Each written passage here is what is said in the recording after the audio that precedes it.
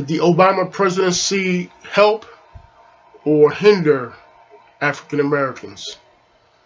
I'm going to tell you what I think when we come back.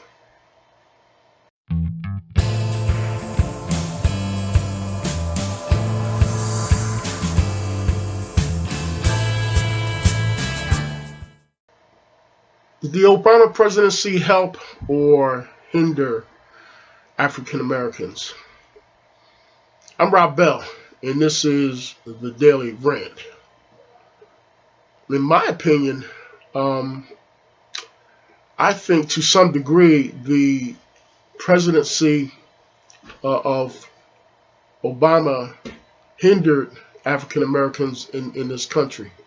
As much as we celebrated him becoming the president, and as much as we wanted an African American president, as much as we deserved to, at some point in this American history, to have an African American president, this country, as polarized as it is, was really not accepting of an African American president. As much as we like to think that we were, and as much as we like to think that we are so patriotic and so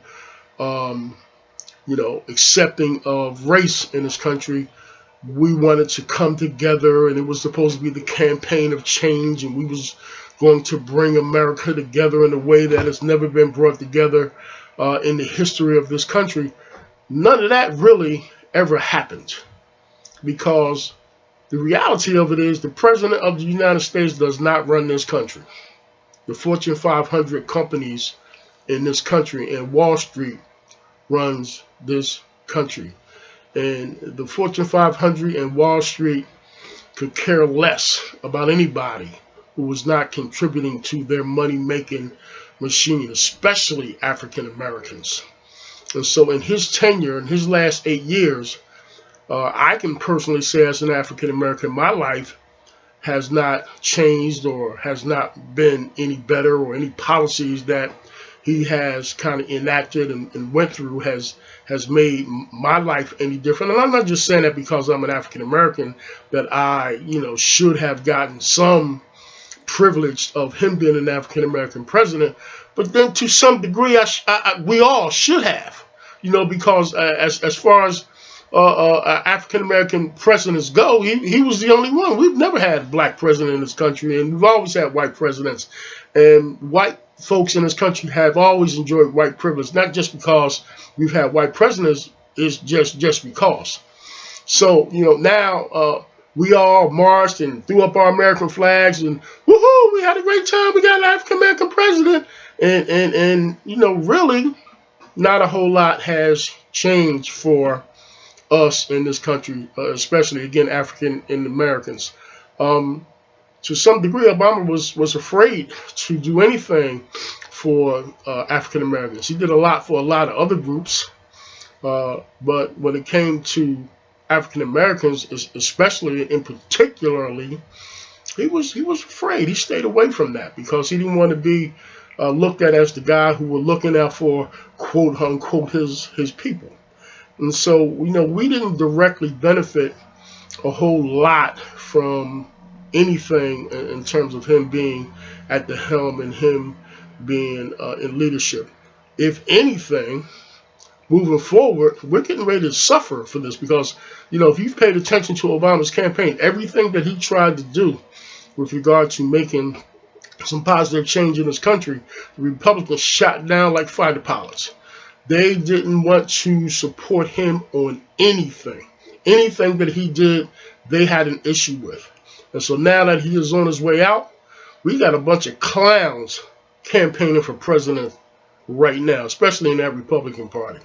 And the guy that is at the forefront of all this nonsense is Mr. Donald Trump. And he is going to create a situation for us, if he wins, that's going to be unparalleled in the history of the United States, especially when it comes to race relations in this country. No president really has had to address the issue of race relations in a way that maybe Lyndon Baines Johnson did back in the 60s. in the way that it needs to be addressed right now. Obama couldn't really deal with it because he was afraid.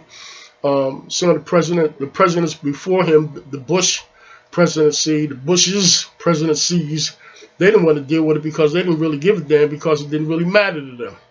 And so now we got all kinds of things going on in this country related to race. And we got a buffoon like a Donald Trump that's getting ready to get into office. And all of the nuts, all of the racists, all of the bigots are now starting to come out the woodworks because they support a guy like Donald Trump because Donald Trump is the guy who says whatever the hell he wants to say. Why? Because nobody is backing him. He don't need anybody to back him. He's got his own money. He can do what he want to do. He can say what he want to say, and nobody is controlling him. There is no special interest groups. There are no lobbyists that are kind of gearing Donald Trump in the direction in which they want him to go. He does and says what he wants to say. And so you got a bunch of hee-haws getting ready to come out the woodwork, and they're doing the same thing. They're going to do and say what they want to say.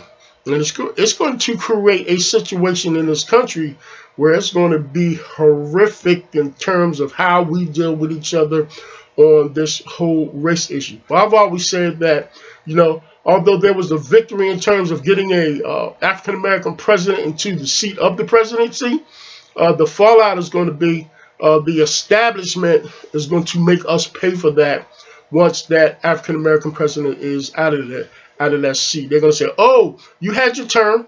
Was it nice? Good. Now we're back in charge, and this is how we're going to make you pay for that. And so to some degree, it was great from a historical standpoint, and it was kind of momentous that we had an opportunity to at least, get a black man in office. But to a bigger degree, I think we're getting ready to go into the next 4 or even 8 years into a situation that is unparalleled in the history of the United States when it comes to how this country is going to be ran, especially if we get a guy like Donald Trump in the office. We need to be afraid. We need to be very afraid. I'm Rob Bell, and this is the Daily Rant.